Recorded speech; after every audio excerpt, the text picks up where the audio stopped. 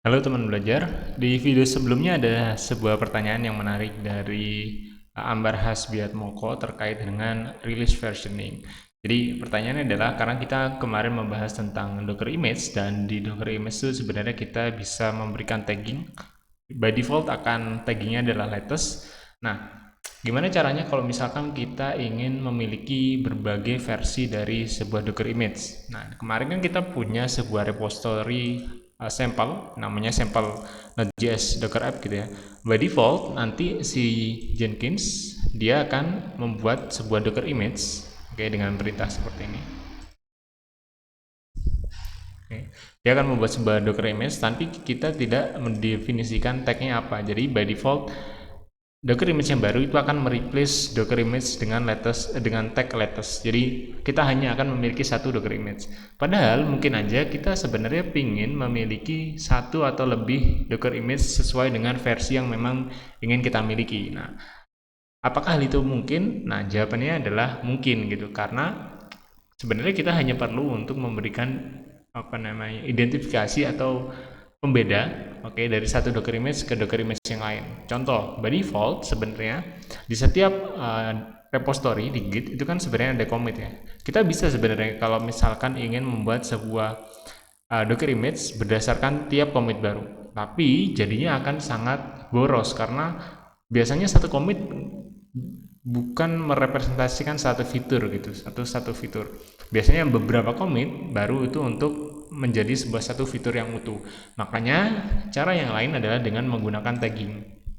Nah, dengan menggunakan tagging ini, kita bisa memberikan tag atau label pada sebuah titik pada repository kita yang menandakan oke, ini adalah versi 0.1, 0.1,1 karena ada perubahan sedikit, atau 0,2 karena ada penambahan fitur, atau 1.0 dan seterusnya dan seterusnya. Nah, itu sesuai dengan kebutuhan dari teman-teman sendiri.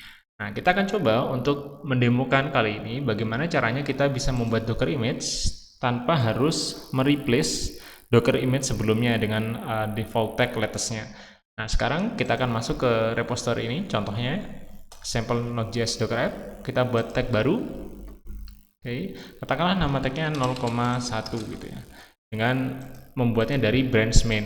Katakanlah ini adalah initial release version. Oke, dan kita buat tagnya. Oke. Nah, sekarang kita harus kembali ke konfigurasi di Jenkins-nya. Kita harus memastikan bahwa di Jenkins ini, oke, itu kita harus membaca tag yang tersedia sekarang itu apa gitu. Dan kita harus mengambil value dari tag yang ada sekarang dan digunakan untuk melakukan Docker build. Oke. Nah, berarti yang harus kita tambahkan di sini kita tambahkan repo tag gitu ya. Kita ambil dari sebuah value. Nah, ini kita mau assign si repo tag dari sebuah value. Jadi kita bisa menggunakan git tag, kemudian kita sort menggunakan order date, lalu kita ambil yang paling atas dengan head main n1. Oke, kita coba git tag, kemudian kita cek untuk sortingnya. Ada parameter sort di sini. Sort create order.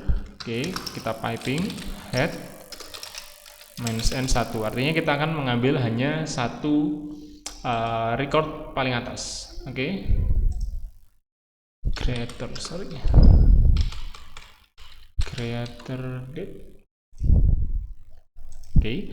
Nah, di sini kita udah dapat value dari si repo tag-nya. Kita coba echo dulu repo tag dan kita berikan sebuah modifikasi sederhana di perintah docker build-nya dengan repo tag. Nah, karena kita di sini udah melakukan printing docker image sebelum dan sesudah, maka kita akan nanti lihat bahwa kita nanti tidak akan memiliki satu docker image dengan tag latest, tapi ekspektasinya adalah kita akan punya satu docker image baru dengan tag 0,1. Oke, kita coba save.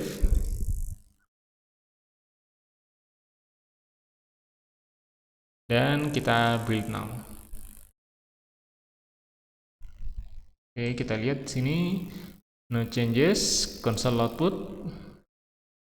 Kita lihat di sini Di awal, Docker Images, kita bisa lihat bahwa Node.js example image ID-nya ini dengan tagnya latest. Lalu kita lihat di sini headman 1 git repo tagnya 0,1 ya, sesuai dengan yang ada di sini.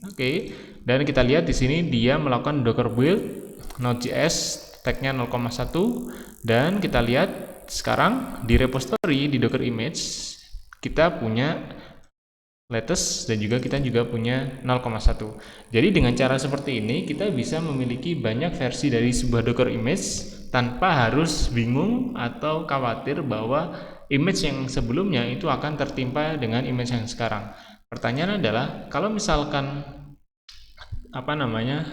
kita ingin membuat tag baru, apakah bisa ya? Kita bisa. Jadi tinggal kita buat commit baru atau kita buat branch baru dan kita buat tag baru. Nanti dia akan bisa mendeteksi, karena toh nanti di Jenkins kita juga harus mengkonfigurasi branch apa yang akan kita pulling. Jadi ini adalah contoh singkat bahwa sebenarnya kita bisa melakukan versioning bahkan untuk si Docker image yang kita buat dengan bantuan otomasi di Jenkins. Walaupun kita melakukan konfigurasi atau setting versinya itu ada di GitLab dengan memanfaatkan tag. Segitu dulu untuk video kali ini. Kalau misalkan teman-teman punya pertanyaan, silahkan tuliskan di komentar, dan jangan lupa untuk like video ini dan juga share agar teman-teman yang lain juga bisa mendapatkan ilmu dari video ini. Sampai jumpa di video selanjutnya.